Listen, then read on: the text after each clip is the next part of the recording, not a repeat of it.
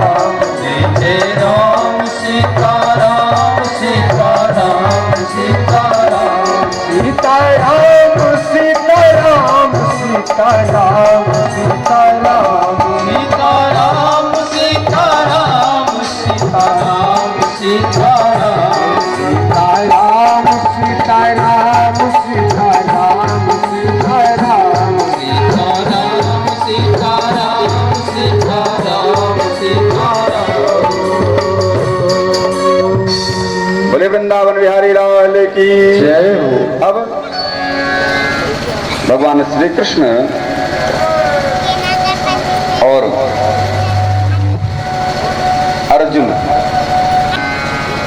अर्जुन और कृष्ण दोनों लोग घूम रहे थे। तो नदी के किनारे ही एक स्त्री थी जो तपस्या कर रही थी। अर्जुन को प्यास लगी। जब अर्जुन को प्यास लगी वह कहने लगी कि मैं सूर्य की पुत्री हूँ और मेरा नाम कालिंदी है। कालिंदी जमुना जी का भी नाम है और मैं सूर्य की पुत्री हूँ और मेरे पिताजी ने इसी कालिंदी नदी जमुना नदी में ही मुझको रहने के लिए भवन बनवा दिया है। मैं यहीं रहती हूँ और यहीं तपस्या करती हूँ। ये जमुना जी की ही पुत्री थी और मैं भगवान विष्णु को पति के रूप में वर्ण करना चाहती हूँ। मैं भगवान विष्णु को पति के रूप में वर्ण कर लिया हूँ, उन्हीं को पति के रूप में पाना चाहती हूँ और मैं उन्हीं के लिए तपस्या कर रही हूँ। जब अर्जुन से इतनी बात कहे कालिंदी ने, तो अब अर्जुन आकर के भगवान कृष्ण से बताए। जब भगवान कृष्ण से बताए तो भगवान कृष्ण आए। जब भगवान कृष्ण आए तो इन्होंने कालिंदी से विवाह किया और इस प्रकार से भगवान कृष्ण का चौथा विवाह हुआ। बोलिए वृंदावन बिहारी लाल की जय हो। अब इसके बाद एक उज्जैन देश के राजा थे जिनका नाम था बिंद। उज्जैन देश के राजा थे जिनका नाम था बिंद। बिंद के एक भाई था जिसका नाम अनुबिंद था और यह मित्र बिंद और अनुबिंद दोनों दुर्योधन के वशवर्ती राजा थे। वशवर्ती राजा का अर्थ है कि उनके संरक्षण में कार्य करते थे। जैसे प्रधानमंत्री के अंदर सारे राज्य हैं, प्रधानमंत्री चाहे जिस राज्य को आदेश दे सकता है तो वह आदेश मानना पड़ेगा उस राज्य को। उसी प्रकार से दुर्योधन के राज्य तो अलग था लेकिन दुर्योधन के शासन में था। एक दिन भगवान श्री कृष्ण मित्रबिंद के यहाँ गए और उनकी एक पुत्री थी मित्रबंदा जो बड़ी सुंदर थी। और जब वो सुंदर थी भगवान कृष्ण को देखा तो उसने कहा कि पति के रूप में कृष्ण को वर्ण किया। तो भगवान कृष्ण ने मित्रबंदा के साथ विवाह किया। फिर एक कौशल देश के राजा थे नग्नजित। नग्नजित जो थे उनकी एक कन्या थी नग्नजिती। राजा नग्नजित के पास 7 बैल थे और वो 7 बैल बड़े दुष्ट थे। उसने राजा नग्नजित ने यह शर्त रखी कि इन 7 बैलों को एक बार में जो नाथ देगा, एक ही रस्सी में एक साथ जो नाथ देगा, मैं उसी के साथ अपनी पुत्री का विवाह करूंगा। अब यह शर्त काहे कोई पूरी करे, काहे विवाह हो। अरे भाई एक बैल को नाथना कठिन है। आज तो साढ़े बहुत घूम रहे हैं। एक को अगर मारने वाला हो तो एक को खदेड़ लेने में 10 लोग लग जाते हैं और 7 थे, वो भी 7 महारथी। अब उनको एक ही रस्सी में एक बार में नाथना इतना आसान तो था नहीं। अब कोई नहीं मिला। इस बात की सूचना कृष्ण के पास गए तो भगवान कृष्ण गए और भगवान कृष्ण जाकर के खेल खेल में अपना 7 स्वरूप धारण किया।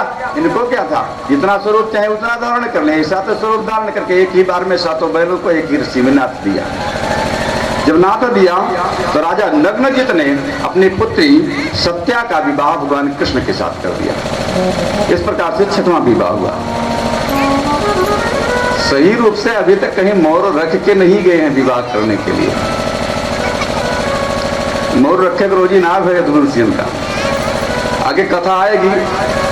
आगे कथा में एक जगह इनको अवसर भी मिला तो वहां बलराम जी ने युद्ध को संधि को ही मार डाला।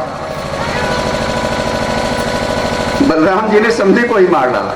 यदुवंशियों में बारात जाने की अवसर ही नहीं आया, विवाह होता चला गया। बस अवसर हुआ, अवसर पर विवाह होता चला गया। मतलब बारात जाने का अवसर नहीं मिला कि बढ़िया द्वार पूजन उजन इत्यादि हो करके विवाह हो। अब फिर भगवान कृष्ण कैकेयी देश गए। कैकेयी देश के राजा थे, उनकी पुत्री थी कैकेयी। कैकेयी के साथ विवाह किया और मद्र देश के एक राजा थे जिनकी एक कन्या थी लक्ष्मणा। भगवान श्री कृष्ण लक्ष्मणा के साथ विवाह किए। इस प्रकार से भगवान कृष्ण की यह 8 पटरानियां हैं। और 8 पटरानियां अर्थात 8 सिद्धियां। भगवान की 8 सिद्धि है, अणिमा लगिमा महिमा गरिमा। इस प्रकार से 8 सिद्धियां हैं भगवान की। वही 8 सिद्धियां 8 पटरानियां हैं भगवान कृष्ण। अब सुखदेव जी कहते हैं कि हे परीक्षित, एक राजा था भौमासुर। और भौमासुर क्या करता कि सभी राज्यों पर चढ़ाई करता, उस राज्य की राज्य कन्याओं को ले आकर के अपने जेल में बंद कर देता। सुखदेव जी कहते हैं कि हे परीक्षित, वह उस भौमासुर के कारागार में 16,100 राजकन्याएं बंद थी। 16,100 राजकन्याएं बंद थी। और जो 16,100 राजकन्याएं बंद थी, और उसके यहाँ एक मुर नाम का दैत्य रहता था जो उसके पुर की रक्षा करता था। इस बात की सूचना भगवान कृष्ण को लगी कि भौमासुर 16,100 राजकन्याओं को अपने बस में किया है। तो भगवान कृष्ण उनकी मुक्ति के लिए भौमासुर के यहाँ गए। और जब भौमासुर के यहाँ गए तो सबसे पहले इनसे मुर नामक जो दैत्य था उसके यहाँ, उससे युद्ध किया। और भगवान कृष्ण ने उसका वध किया। मुर का जब वध किए तो भगवान कृष्ण का एक नाम मुरारी पड़ गया। मुर नामकम दैत्यम अरिहि मुरारी। जो मुर नाम के दैत्य को मारे, इसीलिए भगवान कृष्ण का एक नाम मुरारी पड़ गया। अब भगवान कृष्ण आगे गए भौमासुर से युद्ध करने के लिए। भौमासुर को ललकारा। भौमासुर जब आया तो भौमासुर से युद्ध होने लगा। भौमासुर ने शतघ्नी इत्यादि शक्तियों का प्रयोग कृष्ण के ऊपर किया। भगवान कृष्ण ने उसकी सारी शक्तियों को काट दिया। सारी शक्तियों को काटने के बाद भौमासुर का वध किया।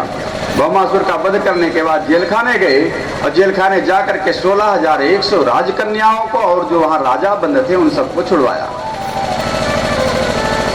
जब राजा लोग तो अपने अपने राज्य को चले गए, अब राजकन्याओं से कहे कि तुम लोग अपने अपने घर को जाओ।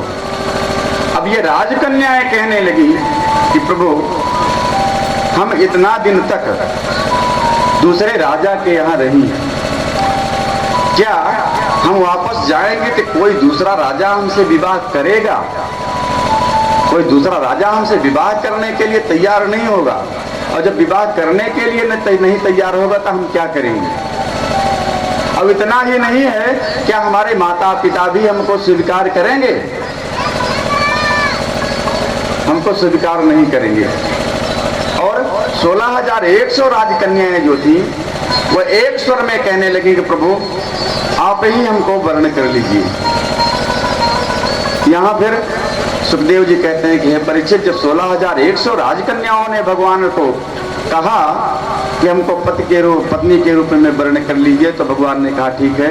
इसलिए कि भगवान के शरण में जो जाता है तो भगवान से उसकी रक्षा करते हैं।